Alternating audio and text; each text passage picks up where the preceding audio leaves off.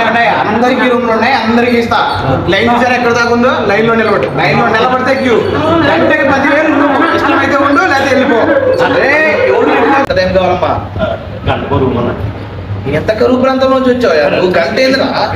సరే సరే సరే పైసలు కోరుకున్నాను.